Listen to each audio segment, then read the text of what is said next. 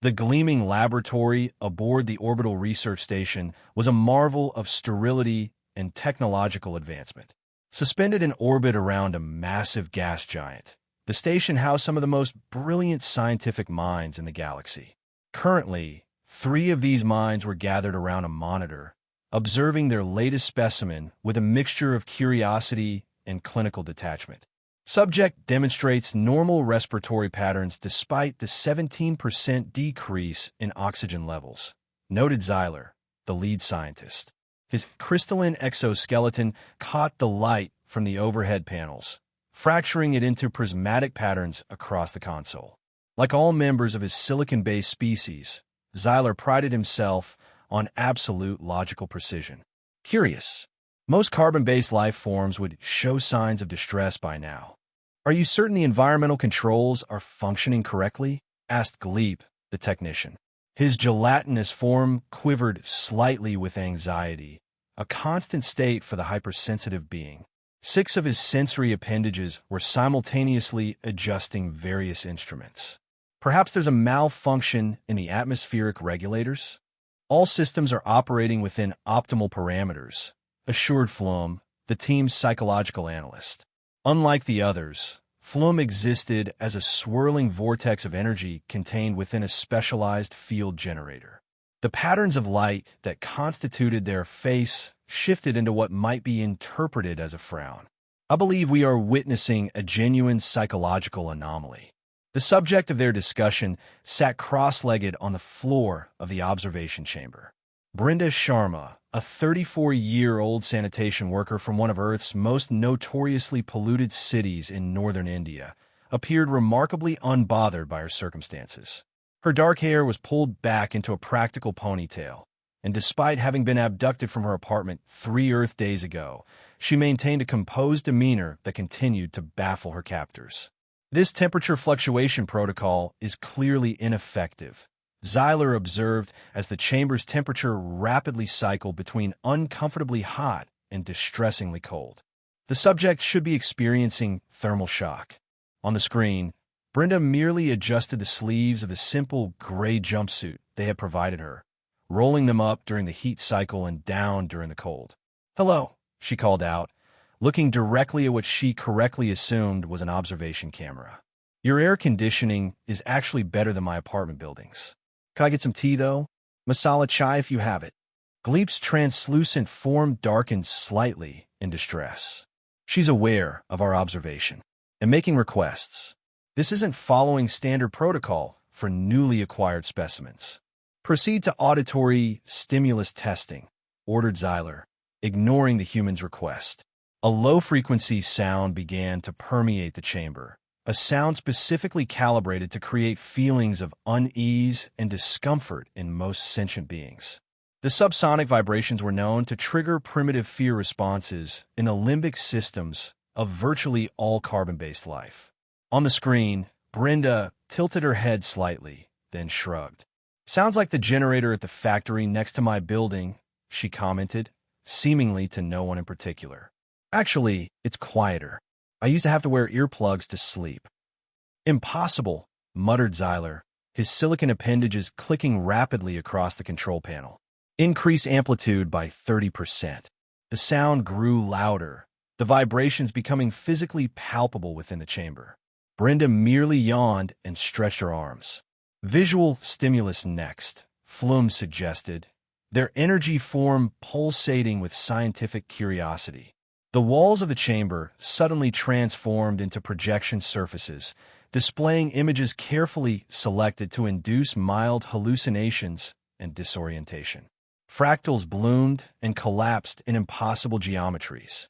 Colors shifted through spectrums beyond normal human perception, manipulated to create subtle neurological distress. Brenda gazed at the displays with mild interest. "That's actually pretty," she remarked, watching the patterns shift. "Better than what I see when I have to clean up those weird chemical spills at 4 a.m. Last month, I swear I saw a 3-headed elephant dancing on a garbage truck after I breathed in whatever leaked from those barrels near the Eastern District." The 3 scientists exchanged what could only be described as concerned glances, despite their vastly different physiologies. Subject exhibits abnormal resilience to standard level 1 stressors, Zyler noted in the official record. His voice carried a hint of what, in a less logical being, might be called frustration. I propose we're observing a primitive defense mechanism based on denial, suggested Flum, their energy patterns shifting into complex analytical configurations. The subject is suppressing her true neurological responses. Gleep nervously checked and rechecked the sensor outputs. All biometric readings indicate minimal stress responses. Heart rate, cortisol levels, pupil dilation, all within baseline parameters. Could our sensors be malfunctioning? Run a complete diagnostic, ordered Zyler, and prepare for a Level 2 interrogation protocol. As the aliens busied themselves with their technical concerns, Brenda continued to sit patiently in the chamber. She'd been on her way home from a late-night shift when the abduction occurred. At first, she had been frightened. Who wouldn't be when a beam of light suddenly lifts you off a darkened street? But after 3 days of these relatively mild inconveniences, she found herself more annoyed than scared. She'd missed 3 shifts already, and her supervisor was not the understanding type. "Excuse me," she called out again. "I don't mean to be rude, but I really need to know how long this is going to take. I have shift tomorrow, and Mr. Kapoor doesn't accept alien abduction as a valid excuse for absence." Flum's energy patterns fluttered in surprise. The subject is attempting to establish communication parameters based on temporal employment constructs. Fascinating. Ignore these attempts at manipulation, Zyler instructed. Complete the diagnostics and prepare for the next phase. Several hours later, after exhausting their standard testing protocols with similarly disappointing results, the 3 scientists reconvened in their private conference room. The space was designed to accommodate each of their unique physiological needs. A crystalline-fused atmosphere corner for Zyler, a swirling energy field for Flum, and a bubbling nutrient bath for Gleep. "I propose we escalate," Zyler stated, his crystalline structure vibrating with intensity. "The subject has demonstrated unusual resistance to conventional stressors." "Escalate to what degree?" asked Gleep nervously. "The Galactic Scientific Ethics Council has strict regulations about testing parameters for Category 3 sentience. I believe this situation warrants the use of Sigma 9, Zyler replied. There was a moment of shocked silence. Flum's energy form pulsated rapidly. Sigma 9? The fear compound? That's highly irregular for an initial assessment phase. This is clearly not a standard specimen, argued Zyler. And we are authorized to use Sigma 9 in cases of significant scientific anomaly. Sigma 9 was the culmination of centuries of psychological research, a gaseous compound specifically designed to trigger the most primitive fear responses in carbon-based life forms. It worked at the molecular level, simultaneously stimulating the amygdala while suppressing logical frontal lobe functions. It had been tested on 1,742 different sentient species across the known galaxy, with a 99.8% effectiveness rate at inducing controlled fear responses for study. The compound has never been used on an Earth human before, Gleep pointed out, his gelatinous form rippling with concern. We have only theoretical models of its potential effects, which is precisely why this is a valuable research opportunity, countered Zyler. The subject's unusual resilience makes her an ideal candidate for this escalation. After some further discussion, they reached consensus. The chamber would be sealed, the compound would be introduced in carefully measured quantities, and they would document what they expected to be the subject's inevitable psychological breakdown. Preparations were made with meticulous care. Though the scientists remained in a separate observation room, all three donned protective equipment appropriate to their species. For Zyler, this meant activating a secondary crystalline shield layer. For Gleep, it involved immersing himself in a specialized protective gel. Flum simply adjusted their energy containment field to a higher density. Commencing Sigma 9 introduction in 3, 2, 1. Gleep's appendage hovered nervously over the activation control before finally pressing it. Inside the chamber, a pale purple mist began to seep through nearly invisible vents in the walls.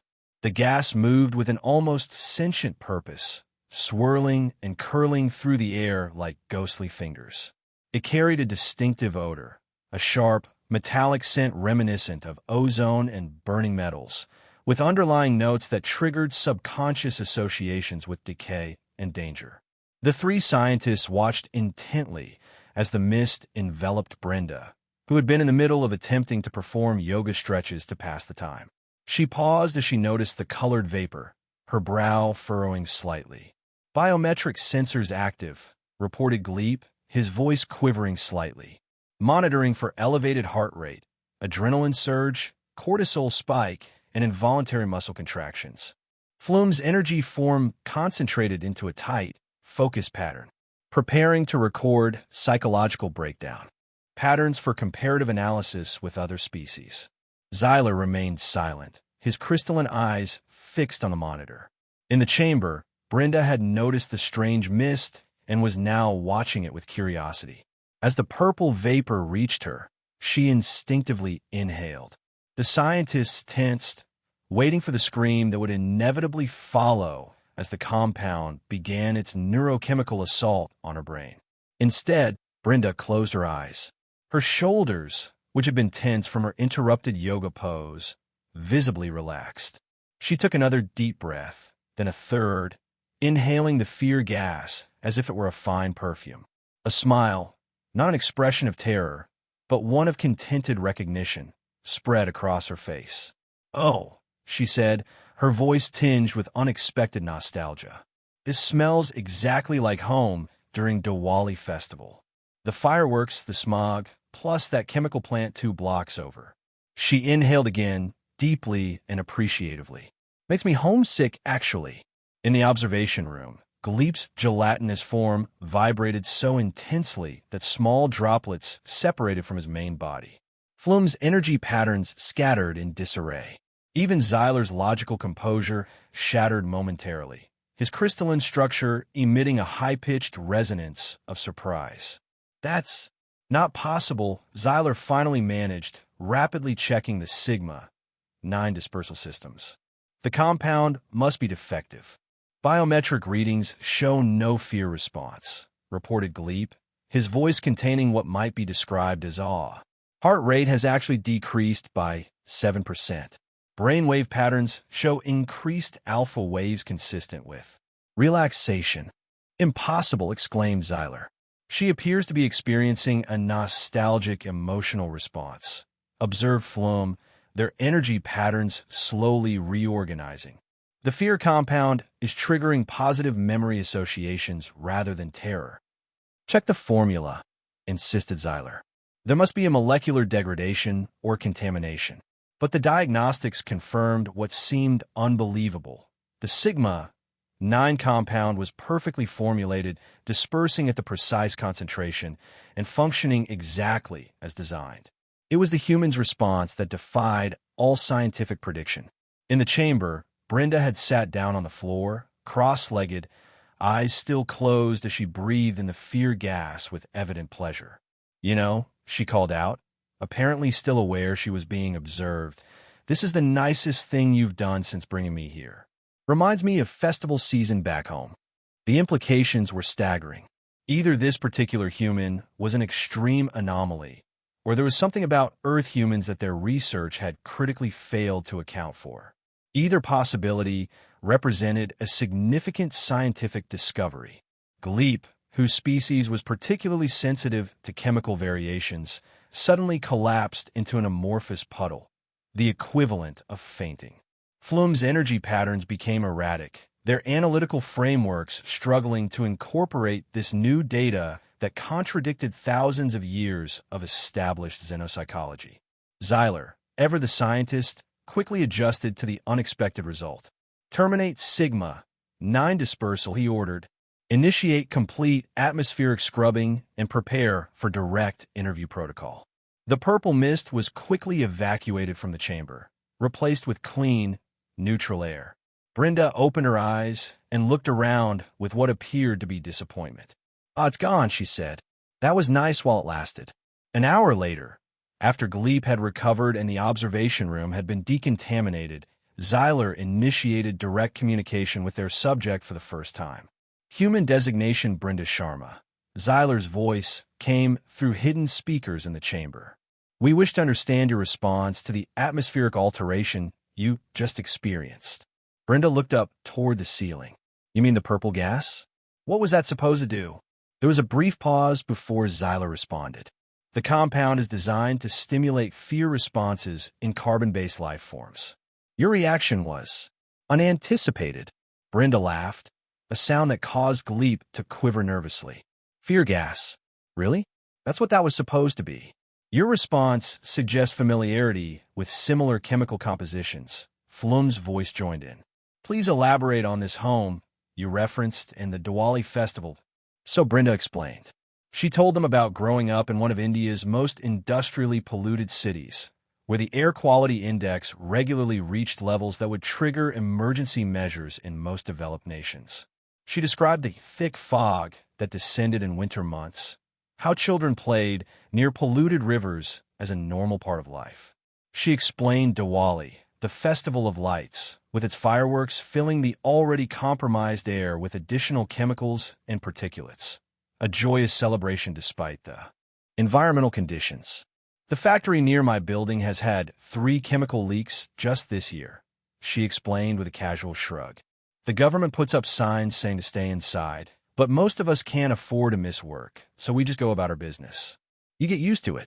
The scientists listened with growing concern as Brenda detailed environmental conditions that, by their standards, should be immediately hazardous to organic life.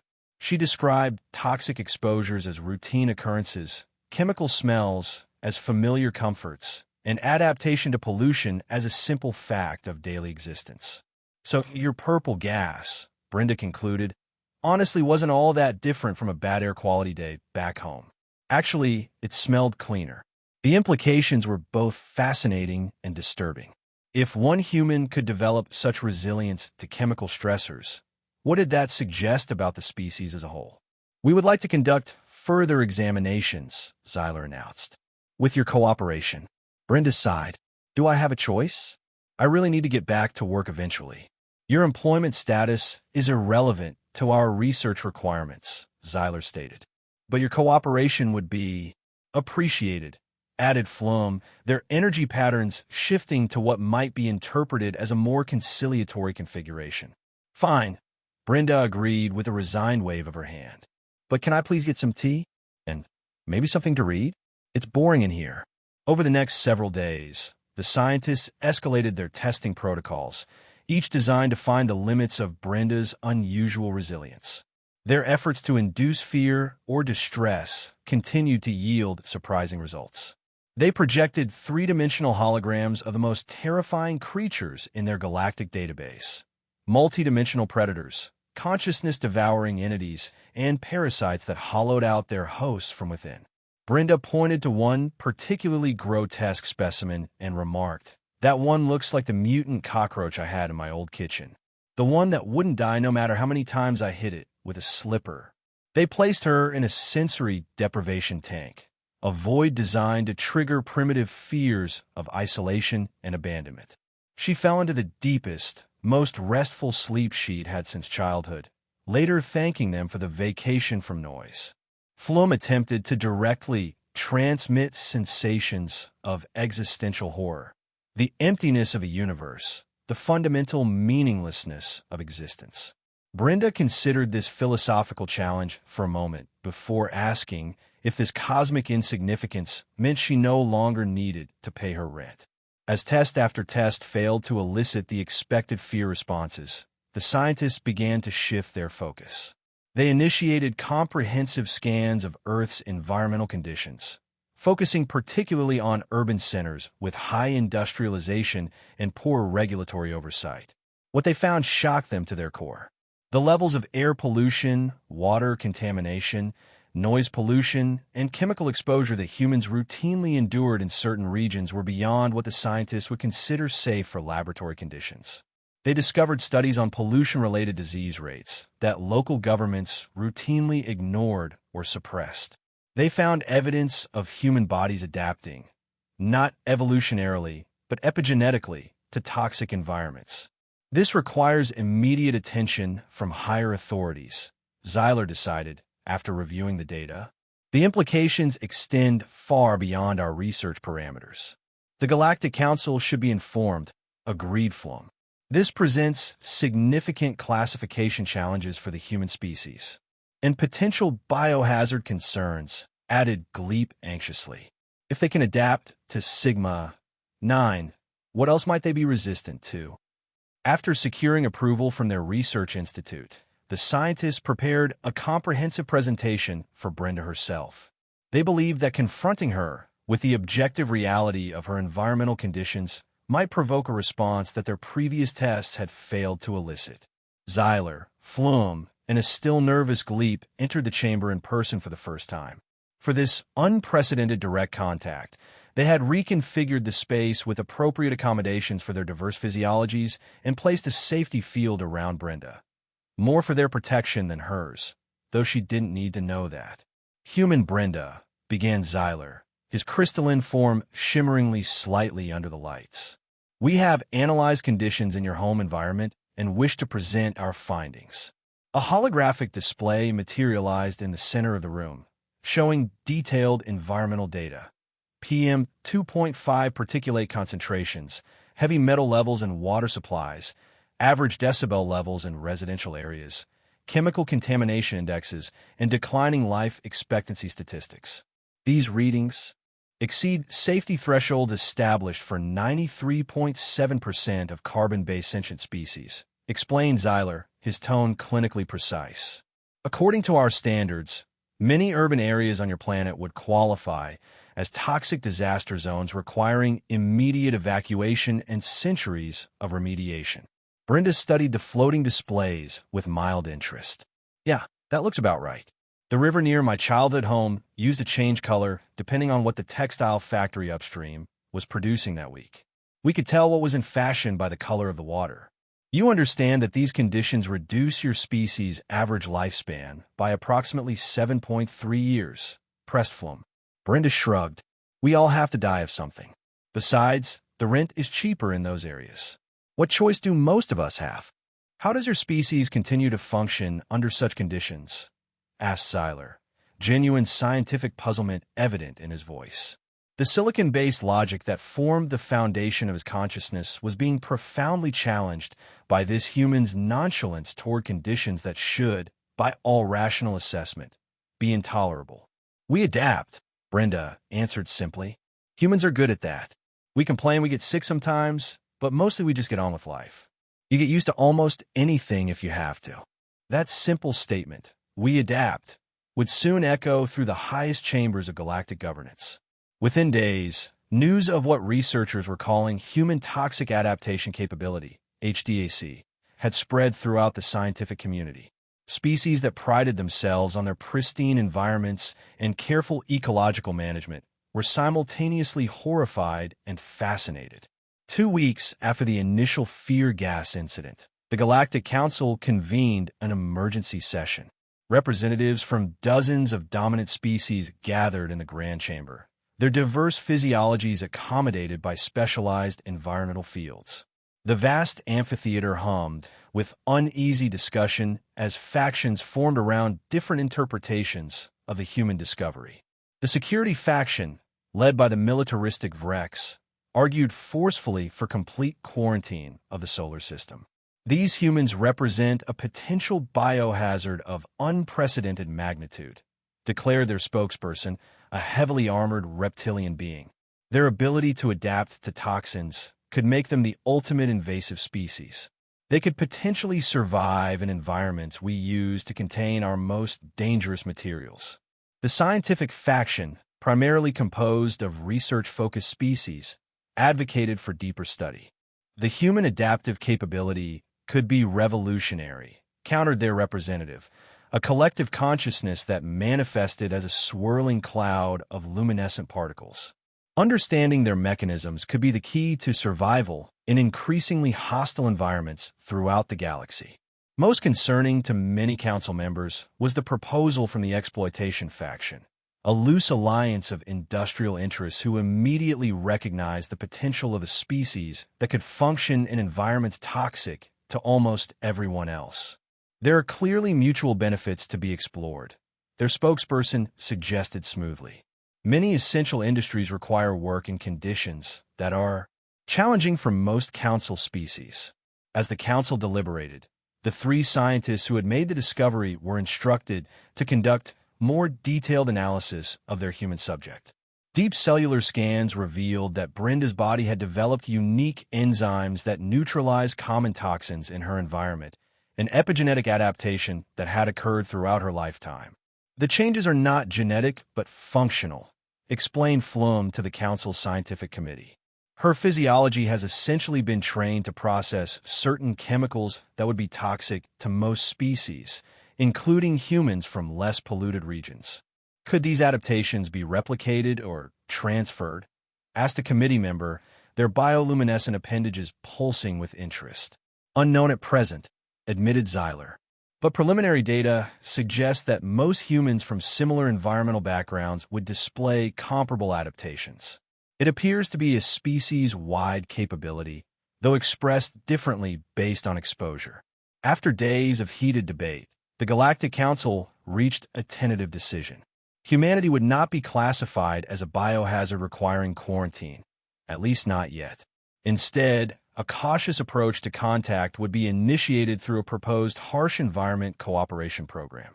In essence, they wanted to hire humans to work in the most toxic environments in the galaxy, cleaning up chemical spills on industrial moons, collecting data from planets with corrosive atmospheres, working near strange radiation-emitting black holes. Brenda, now an unexpected but default representative of Earth, was brought before the Council.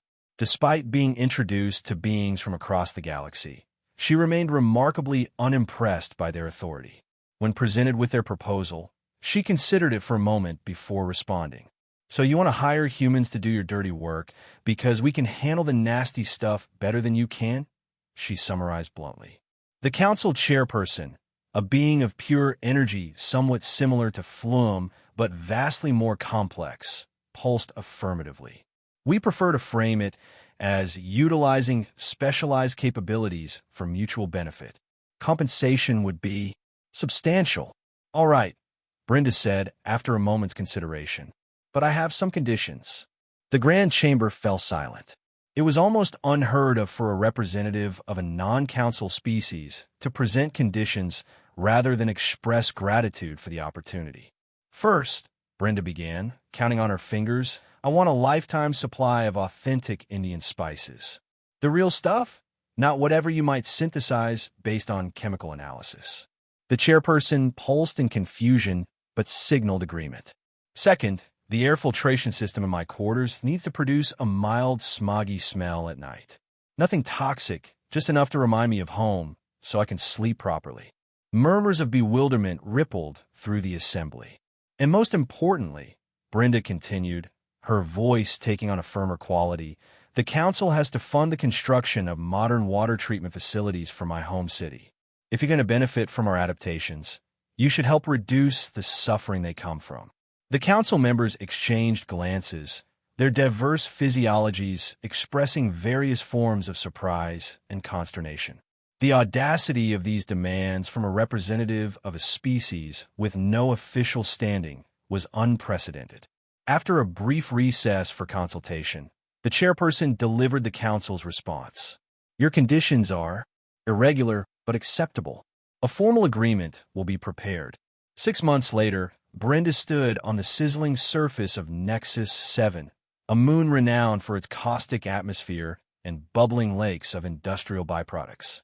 She wore a standard-issue work uniform while supervising a team of alien workers, all of whom were encased in bulky protective suits that limited their mobility. Careful with those sensors, she called out to a Gleep-like being who was nervously extending a sampling device toward an acid pool. You want to dip it at a 45-degree angle, not straight down. The readings are more accurate that way. The alien technician's suit speakers translated his nervous reply. The caustic vapors are exceeding safe levels for equipment exposure. We should retreat until atmospheric conditions improve. Brenda checked her own simple handheld monitor and shook her head. We're well within tolerance ranges. This is nothing compared to the chemical fire we had back home during monsoon season 2 years ago. That was exposure. She paused to take a sip from her insulated flask. Authentic masala chai, prepared exactly to her specifications by the galactic equivalent of a personal chef now assigned to her staff.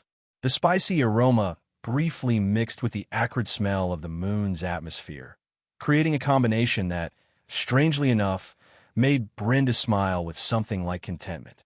Later that evening, after supervising the successful collection of samples that would help determine decontamination protocols for the moon, Brenda returned to her quarters on the orbiting station. Her living space had been customized according to her specifications. Comfortable but not luxurious, with a specialized atmospheric system that, at night, produced just the right hint of urban pollutants to help her sleep. On her personal communication console, she reviewed the weekly progress report from Earth. The water treatment facility being constructed in her home city was ahead of schedule. Already, preliminary tests showed significant improvements in water quality. Children were still playing near the river, but soon, that water would no longer change colors with industrial waste. Brenda smiled as she prepared for bed. Humanity had found its niche in the galactic community, not as great thinkers or warriors, but as the ultimate cleanup crew. The only ones who could tolerate the messes that life and industry inevitably created. As she drifted off to sleep, lulled by the familiar smells of home programmed into her air system, Brenda thought about her new title, Chief Human Environmental Adaptation Specialist. It was certainly a step up from sanitation worker, though in many ways, she was still doing the same essential job, cleaning up messes that others couldn't or wouldn't handle. Across the galaxy, more humans were being recruited for similar roles. Earth's most polluted cities had unexpectedly become training grounds for the galaxy's most valuable workforce. Ironically, the very environmental failures that had plagued humanity had created their greatest interstellar asset. The Galactic Council remained wary, but increasingly appreciative of their newest associate species. Human adaptability, born of necessity, forged in adversity, had proven more valuable than any technology or natural resource. And perhaps most surprising of all, humans like Brenda didn't resent their new role. There was dignity in being needed, in being the only ones who could do what needed to be done. When the next batch of human recruits arrived at the training station, Brenda was there to greet them, a flask of chai in one hand and a datapad of toxic environment protocols in the other. "Welcome to the galaxy's janitorial service," she announced with a grin. "Trust me, the benefits are excellent, and the work isn't any worse than what we're used to." In fact, she inhaled deeply, savoring the slightly metallic smell of the station's recycled air. "Sometimes it smells just like home."